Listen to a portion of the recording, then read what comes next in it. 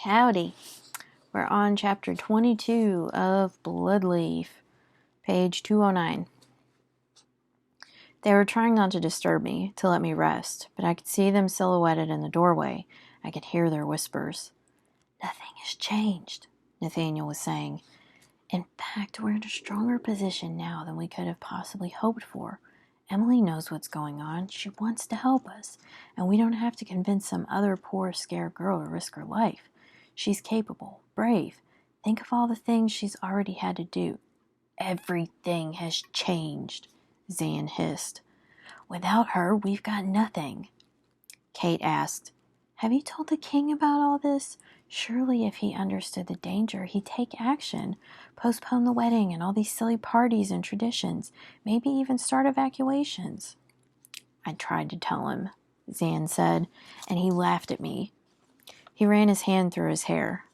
He made jokes about my intelligence and my girlish inclination toward hysterics. Nathaniel said, We can't dismiss the idea that he could be behind it himself. He has no reason to bring down the wall. Indeed, the King's Gate seal requires his death. And despite his overfondness for poppy import, he does not seem in any rush to die. Even if he found a way around that detail, the landholding lords outside the city are growing more influential and powerful each day. If it wasn't for the protection of the wall, any number of them could simply decide they were tired of his leadership and launch an attempt for the throne. No, it's someone else, likely someone with a grudge against the king. That doesn't narrow it down much, Kate said dryly. There is one way, Nathaniel said again. Emily could... No. Zan's voice had gone flinty, out of the question. I agree with Nathaniel, I said from the doorway. We cannot exempt ourselves from the consequences everyone else has to abide by. It was a saying I'd learned from my father. That's not leadership, he used to say. That's despotism. You wanted a girl to use as bait. Well, now you've got one. And what happens if you die? Then I die, I said, shrugging in that same flippant way he had before the night on the wall. You are not expendable. Everyone is expendable. The rest I'd taken while they debated had almost erased the last remnants of Thackeray's condition and allowed me to come to terms with what I'd seen in Aaron's vision. I was feeling myself again, stubborn, determined, and somehow perpetually annoyed at Zan. To Kate, I said, I'm going to need a costume for the ball. She looked at me wearily.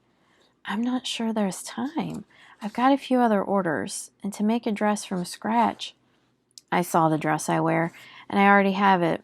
It's one of mine. You don't need to start from nothing. I saw the ball again in my mind's eye. You just need to make it shine.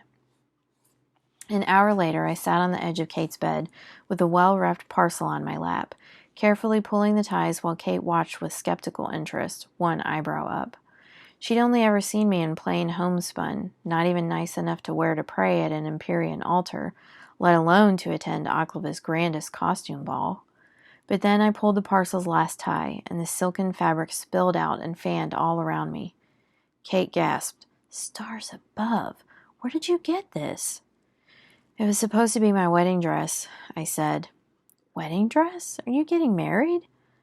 I'm not, I said carefully. Not anymore, I don't think. She raised an eyebrow, but when I had nothing more to add, she said, You certainly are full of mysteries, Emily. She turned back to the dress. It does need some work. She lifted it to spin it in a circle. But I think I can do it. Just add something here and take this up here. Nathaniel poked his head into the room. There's been a report of a prisoner escaping his gibbet, he said. Zan has asked me to go see what I can find out. I probably won't be back until late. Kate's gaze did not move from the dress, and she didn't offer a reply. Nathaniel didn't wait for one either. He left.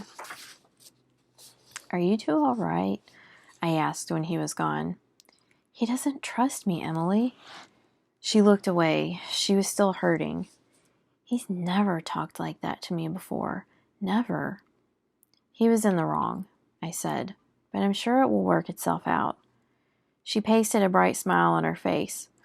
A poor cover. I'm sure you're right. Kate had lied about her skill with a needle. She wasn't good. She was incredible. Instead of adding the missing sleeve, a piece of which had become my blood cloth, she finished the bodice without it, so that it cut in a fierce diagonal across my chest and joined the single remaining sleeve at my collarbone with a delicate swoop, like the shape of a furled wing, all in less than a day.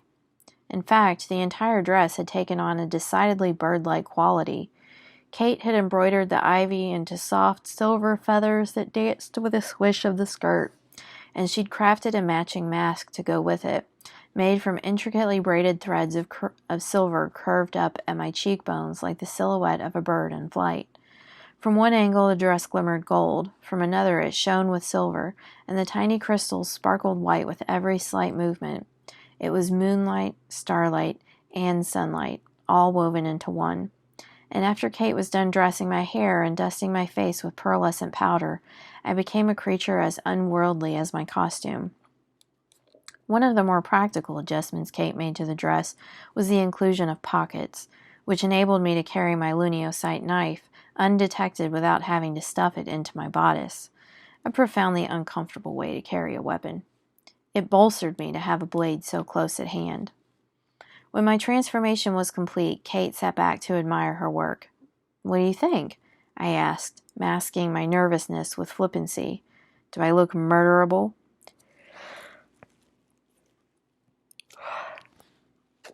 "Very murderable," she replied with approval. "Everyone there is going to want to murder you." The canal passage was still too flooded to use. I'd have to make my entrance through the front door, with all the other party-goers. Kate, who'd lost an entire night of sleep working on costumes, insisted on walking with me up to the front steps anyway. "Zan left me with some instructions for you," she said. "The Great Hall will be where the royals are installed, receiving their guests. He was very specific. Don't go there. Keep to the terraces, where most of the festivities will be taking place. If someone asks who you are, say you're the great niece of Baron Percival. His siblings were very prolific. Even he doesn't know how many great nieces and nephews there are. Keep a low profile as much as you can, but stay where there are people until midnight. That's when Zan will meet you, but don't look for him. He'll come to you. Nathaniel will be watching the entrances and exits if you need him." She hugged me. "Also, don't die. You're not allowed to die." That was Zan's rule. Mine, but it is the most important. Now off you go. Every lantern was lit for the event, and the normally gloomy castle glowed spectacularly. I donned my mask and, gathering my skirts and my courage, made my way up the granite staircase toward the doors, which were flung open in golden welcome, framing the glittering display of the party within. Inside, my fears of being noticed subsided. As beautiful as my dress was, it didn't stand out among so much of the spectacular. In the first 10 feet from the entrance, I passed a woman resplendent in the colors of a peacock, a man with a sleek black coat of a feral cat, and a lady wearing the jewel-studded skull of what might have once been a bear. Growing up, I had attended balls on occasion, mostly stuffy, merciless affairs where people danced with stiff arms and a wide berth between parents. A Renaulton ball could never be too celebratory, lest it risked drawing rebuke from the tribunal. Hedonism was only one step away from witchcraft in the eyes of the magistrates. This was so completely unlike that. The air was humming with a jubilant energy. Everyone on the floor was dancing close together. Those on the outskirts were laughing and eating with buoyant enthusiasm. One table was piled with meat, boar, pheasant, duck. Another was heavily laden with decadent desserts and exotic fruits. Serving girls in pristine white smocks lined each table. I knew I was not supposed to enter the Great Hall, but I couldn't stop myself from standing outside of it to watch the merriment. Would it have been like this if the party was for me? If I was the one they were celebrating, and not Lisette? Lisette was impossible to miss. Standing at the front and smiling proudly at the attendees like a shepherd over a flock of exemplary sheep. She was wearing a dress of gossamer and shards of colored glass, made to look like butterfly wings. Beside her, my brother sat in furry breeches, a floppy set of rabbit ears dangling in front of his eyes. He looked healthy and well, despite being deathly embarrassed. I almost laughed out loud, seeing him shrink into the chair, completely mortified. But I was heartened by the sight of him fidgeting with a little metal figurine in his lap. Someday, I decided, I'd have this scene painted, and then I'd wrap it extravagantly and give it to him as a birthday present. Or perhaps I'd save it until his coronation or wedding day and present it to him with all of Renault watching. The thought of a wedding brought me back to myself. Standing beside Lisette, leaning heavily on Conrad's high-backed chair, was a man in a feathered mask. His costume, too, was red and bird-like. It was obviously crafted to look majestic and mighty, but the hunch of his shoulders and the way he kept his head bowed made him look more farcical than fierce. Valentine, I guessed. The ineffectual, sickly prince, my once betrothed. I should have been eager to finally get a look at him, but I was unsettled instead. I had a quest to fulfill, and I didn't want to acknowledge that it wouldn't be Zan waiting for me at the end of it. Just then, I felt a hand on my arm, and I turned to face a man wearing the mask of a wolf. He held up one hand, inviting me to dance, and I hesitantly took it.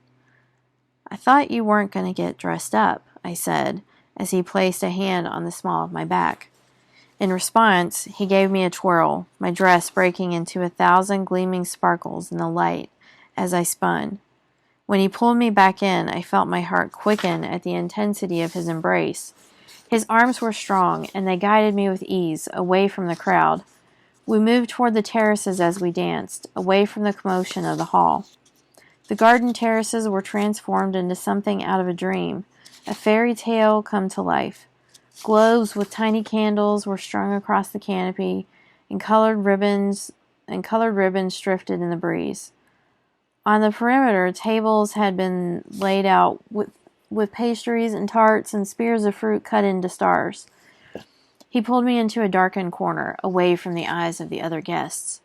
Alone with him now, my breath hitched as I tentatively lifted his mask, nervous but eager to find Zan's sardonic smile hidden behind the canine teeth. The teeth. I'd seen those teeth in my vision. But just as the mask was about to come off in my hands, the wolf's eyes flashed and his hand closed around my throat.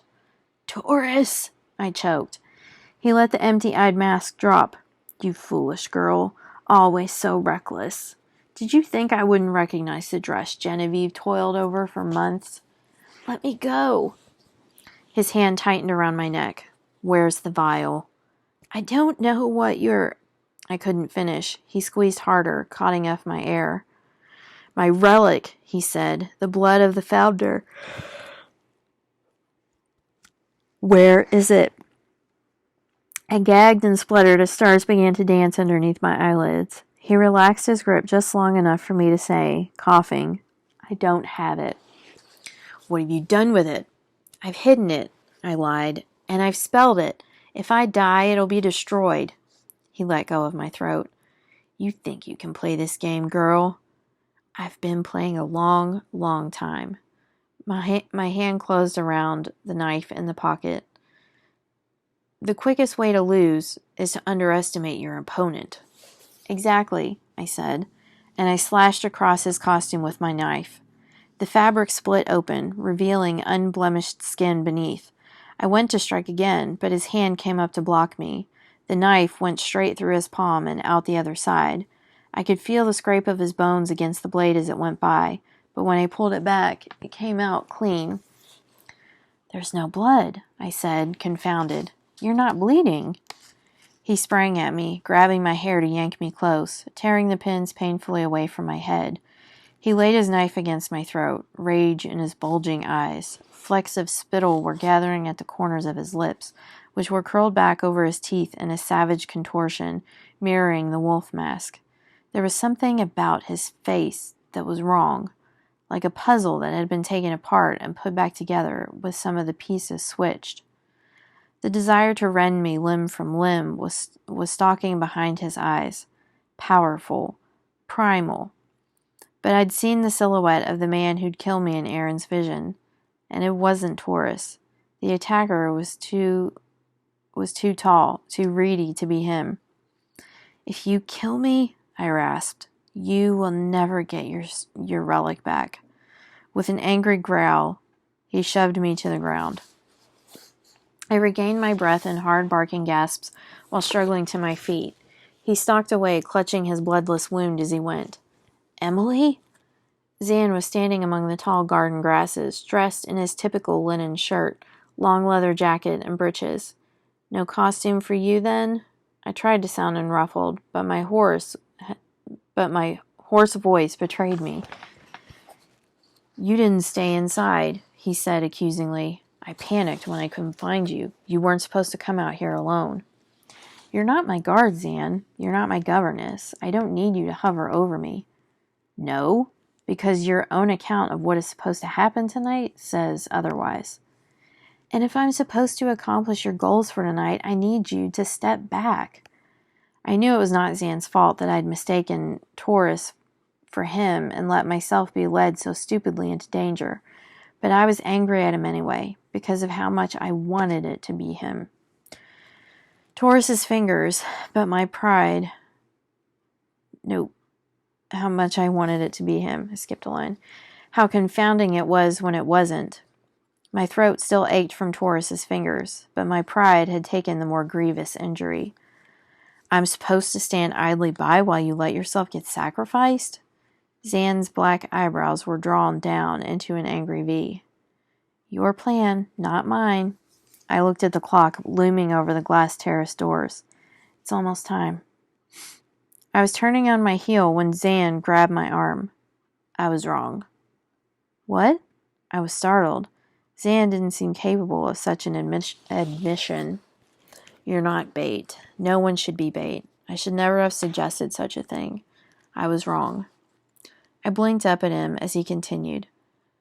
"I hate using you. I hate seeing you in pain, knowing I'm the one who put you up to it. If it weren't for the wall, if it weren't for a lot of things." Above us, the clock began to chime.